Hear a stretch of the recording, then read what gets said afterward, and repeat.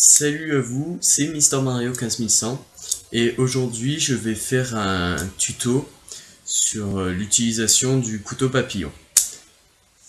C'est un ami à moi, c'est Akizame qui m'avait suggéré de faire un tuto et du coup aujourd'hui je m'y mets.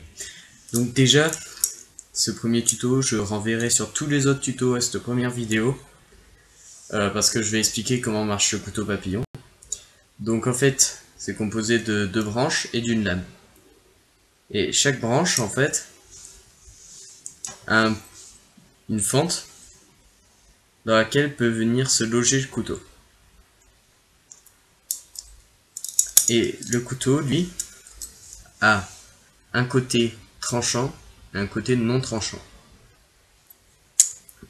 Sur les deux branches, il y en a une qui a un petit loquet de sécurité. Bon, moi, il s'est cassé, donc il y a juste le petit clou, là. Et bien, cette branche va se loger à l'intérieur, le côté tranchant. Donc moi mon couteau est pas bien affûté, donc ça coûte pas génial.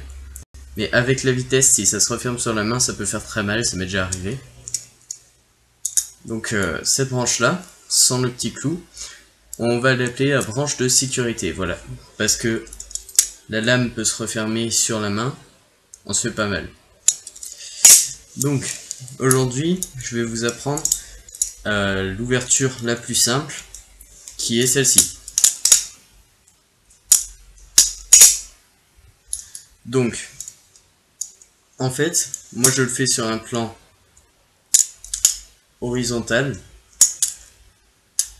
mais ça se fait très bien sur le plan vertical, en fait, d'une manière plus simple. On va tenir la branche de sécurité, donc celle-ci. On va donner une première impulsion avant. Ensuite, avec le pouce, ainsi, ou alors avec un petit mouvement du poignet comme ceci, on va tourner le couteau. Donc ça donne comme ça, avec le mouvement de poignet, puis on va remettre sa main ainsi, ou avec le pouce, c'est-à-dire sans bouger sa main, hop, ça donne ceci. Donc, enfin, il n'y a plus qu'à, bon normalement on est comme ça, il n'y a plus qu'à enlever ces doigts de là, libérer totalement cet endroit, et ramener, tout simplement. Pour la fermeture du couteau, c'est exactement le même mouvement. On garde toujours la branche de sécurité. On va donner une première impulsion avant. Ensuite, avec le pouce ou le mouvement de poignet, tourner. Et puis ramener. Bon, alors, moi je trouve ça plus esthétique de le faire sur un plan horizontal. Donc, on va tenir la branche de sécurité, comme toujours. Et on va envoyer le couteau ainsi. Et horizontalement. Hop, comme ça. Ensuite, pour le tourner, donc vous pouvez faire comme ça. Moi, ce que je conseille pour le tourner, c'est de faire un petit mouvement de poignet, comme ça en fait. Donc, on va le tourner, hop, vous voyez, c'est juste ce petit mouvement de poignet là. On fait comme ça. Et une fois qu'on est là, il n'y a plus qu'à ramener vers nous. Et voilà, c'est ouvert.